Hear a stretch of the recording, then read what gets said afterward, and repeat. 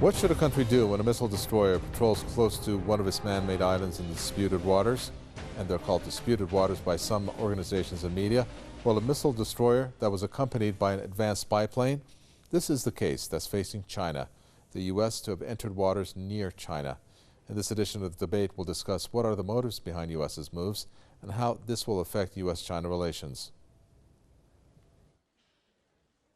Despite China's strong condemnation, the U.S. says it will continue to send warships to patrol in the disputed area in the South China Sea. This is specifically about the area close to the artificial islands built by China. U.S. Defense Secretary Ash Carter confirmed that the U.S. Navy has patrolled within 12 nautical miles of at least one of the islands. We have said, and we are acting on the basis of saying that we will fly, sail, and operate wherever international law permits. Did we send a destroyer yesterday inside the 12-mile zone of one of the... that? There have been naval operations in that region in recent days, and there will be in the weeks and months. Based on the UN law of the sea, the area within 12 nautical miles from the baseline of a nation is regarded as a sovereign territory of the state. However, foreign ships, both military and civilian, are allowed innocent passage through it. Apparently, China does not believe the patrolling by U.S. warships, accompanied by the Pentagon's most advanced spy plane, is an example of innocent passage, especially since the area is disputed between China and some of the neighboring countries. Beijing has called the U.S. move irresponsible and warned that such actions would damage Chinese-U.S. relations. China has also summoned the American ambassador to Beijing to protest over the issue. The two sides are accusing one another of militarizing the region. Political analyst Mike Billington believes the U.S. is the one that is militarizing the region, and it does it intentionally. You now have Obama saying that China is being aggressive and militarizing the South China Sea, which, if they were, would be their right, given that it's their territory, their border. And yet here we are sending warships in an open provocation, which cannot be interpreted by anybody in the world other than an intent to provoke a confrontation with Russia. And this has happened, with China and Russia, for that matter. Some observers believe that though the war of words has intensified between China and the U.S., a physical confrontation is not likely to happen. Washington suspected that Beijing might be trying to build up its outposts to extend its military reach. On the other hand, the Chinese see the U.S. patrols as being aimed at keeping and improving Washington's influence and military dominance in the region. The U.S. military built-up in the region has caused anger in regional countries. People in those countries, such as Japan and South Korea, have held rallies to protest Washington's military presence in the region. Given the U.S. insistence on keeping troops in Southeast Asia, there's no end in sight to tensions in the region. Let me introduce our guest for this edition of the debate. We have former U.S. Senate foreign policy analyst James Jatras, who joins us from Washington. And we have Security Studies program at the MIT, Jim Walsh, who joins us from Boston. Gentlemen, welcome. Jim Walsh, this area is called the South China Sea. I'm going to start with you in terms of asking, is the U.S. looking for a fight in the South China Sea? No, I don't think so. Your report, I think, incorrectly says that this is Chinese territory. This was a submerged island, a reef, that the Chinese have built on top of, and then they want to claim it as Chinese territory. That's not recognized by international law. And so those waters are open international waters for military and civilian ships of any nation to go through. It would be different if the U.S. vessel had gone 12 miles off China's coast, then they would absolutely have reason for concern. But that's not the case here. I think the U.S. is sending a message to its allies, the other countries that have disputes with China over these islands, Vietnam, Japan, and Taiwan and others. They're sending a message that they plan to keep the sea lanes open and do not accept China's claim here. Now, there might be a better way to do it than this, but that's what this story is about. It's not about trying to cause an actual shooting war. Well, let's see what James Jutras, China's President Xi Jinping, has said. He has said the islands in the South China Sea belong to China since ancient times. They're Chinese territory. We have the right to uphold our own territorial sovereignty and lawful, legitimate maritime rights and interests.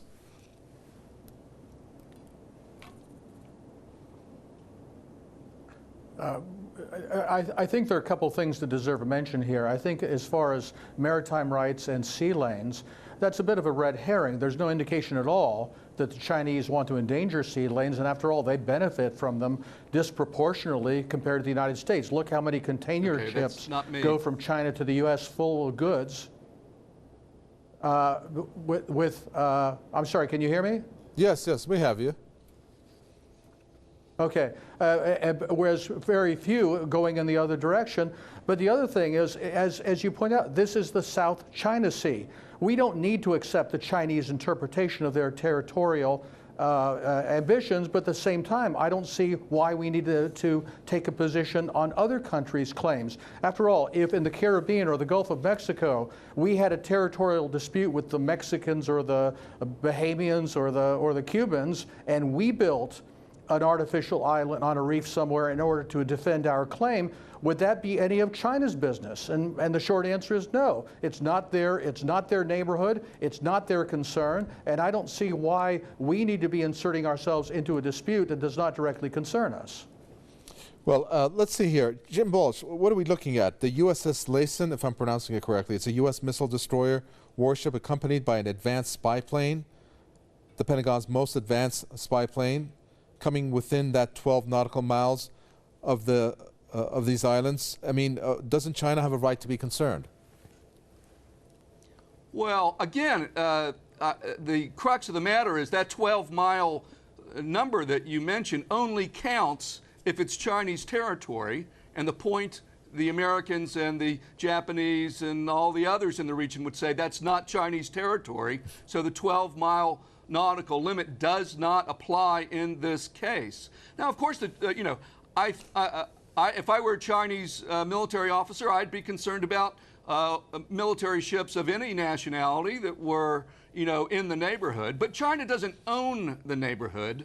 Those are international waters, at least so far. There is no, there's no resolution to these claims yet. And any country, the Russians come into the Caribbean, and people go all over. As long as you're in international water, you're allowed to sail, without a restriction. Now, as to the spy plane, I know nothing about it. I can only guess that they're sort of trying to pick up more data about what it is the Chinese are doing on that submerged reef. Now, as far as the dispute goes, I've said all along, it's always been my opinion that no one should claim there's no way that everyone can claim all the same islands and naval straits. This is something that's going to have to be negotiated or adjudicated in an international court. I don't think one country should simply grab the territory and claim it for themselves when it's in dispute. So I'm in favor of a negotiated solution here, but that's not what China's doing. That China is taking a submerged reef and building on it. So you could argue that they are taking the first move in trying to create facts not on the ground, but facts on the water. Well, China has said repeatedly, James Jutras, that the artificial islands has built up on disputed reefs, that it's going to be used for military defense. But let's look at the aggressive statements there by the U.S. Defense Secretary Ashton Carter, James Jutras. He said, we will fly, sail, and operate wherever international laws allows us to operate. There will be these maneuvers in the weeks and months to come. Do you think that's a provocation when the U.S. Defense Secretary says that in defense of the move into this 12 nautical miles? I think it's unnecessarily confrontational. As I say, we do not need to accept the Chinese theory that this is their territory, but I don't see why we have a need to challenge it either. One of the countries that claims the same area is Vietnam. What, are we now allies with Vietnam? We have an alliance with the Philippines. That's fine. They also claim that area. But I think this sort of gets the question of an alliance kind of backward. You have allies in order to assert an American interest where it matters to the security and to the prosperity of the United States. You don't do it simply for the sake of undertaking obligations that really have nothing to do with the well-being of Americans or our national security. It seems to me for Secretary Carter to be talking about this and evidently having in mind some kind of a ramp-up of provocations to take place to challenge the Chinese claim when there's no need to do so seems to me to be contrary to our national interest.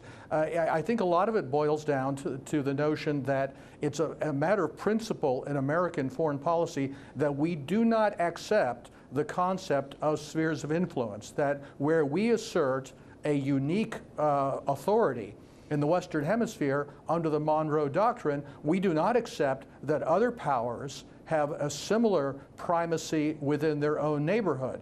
And I think this is something we need to rethink. We need to go back, it seems to me, to the more classic formulation that existed in the 19th century, where we did accept that there were spheres of influence and that we would defer, and other powers would defer to the interests of their peers.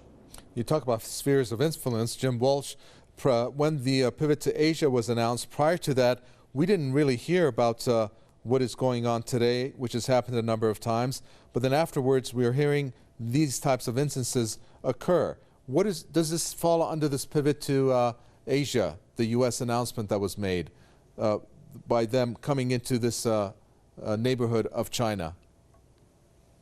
Well, you know, I sort of reject the notion that China owns the neighborhood. I prefer international law. Do we really want to go back to the 19th century here? Does Iran, who owns Southwest Asia? Who has that as their sphere of influence? I prefer international law, and international law says that ships of any registry can sail anywhere in the blue waters. And I don't understand why that's a problem.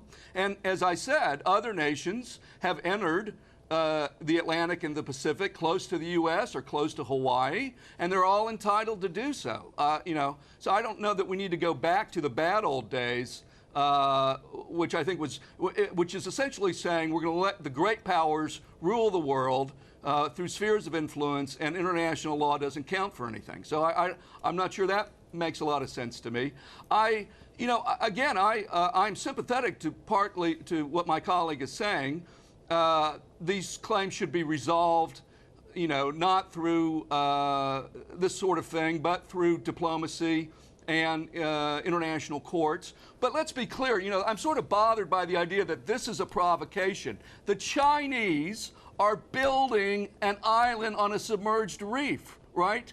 That they're the ones who are acting to assert a claim that is of dubious legality, and they're the ones who are taking actions by building this up, and they're claiming that they will use it for military purposes, for defense. Well, that seems to me to be that sounds to me like that's the provocation. Now, as far as the U.S. sailing in the Pacific, that's what the U.S. Navy sees as one of its big duties, responsibilities in Asia, is maintaining open sea lanes for trade and international commerce. That's long been a goal or objective for U.S. naval forces. So I don't really see that as being any different than what it's been in the past. And frankly, the countries in the region who think China is the big bully in the region want the U.S. to take a stronger stand so that they signal that they are not recognizing these disputed claims made by China. But I underline, I don't think this is the way to do business. I think China should stop manufacturing fake islands and making claims for them, and that all the parties should submit either to arbitration or find a way to negotiate. James DeTross, do you have a response for Jim Walsh? Sure, I do. Obviously, I agree with the principle of negotiation, but I don't think that's inconsistent with the fact that there are greater powers in the world. The Security Council and the permanent membership of the members of that council enshrines that, in effect, in international law. The concept that we don't recognize spheres of influence is essentially to say that there is only one global sphere of influence and belongs to the United States, and we get to sit there on Mount Olympus and decide who's acting legally and who's not acting legally. As I say, if we built an island like this in the Caribbean, it would be nobody else's business. Nobody else would be able to challenge it, and I don't think the Chinese or the Russians or the Indians or the Iranians or anybody else would say two words about it. As far as international law, yeah, I agree with that entirely. Why don't we try following that sometime when it comes to, for example, the illegal bombing of Kosovo, or arming terrorists in places like Syria and Libya, overthrowing the government of Libya? I think adhering to international law is a great principle, taking into account that there are permanent members of the Security Council who are the great powers that do have unique interests and responsibilities, and some geographic deference is simply a matter of prudence for those powers in how they relate to one another. Well, Jim Walsh, so China's going to, from all looks of it, going to continue with this. I don't think there's going to be an international law path that's going to be taken on this.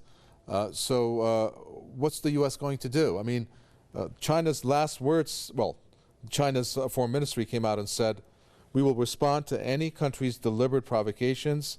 This can convince the White House that China, despite its unwillingness, is not fine to fight a war with the U.S. in the region.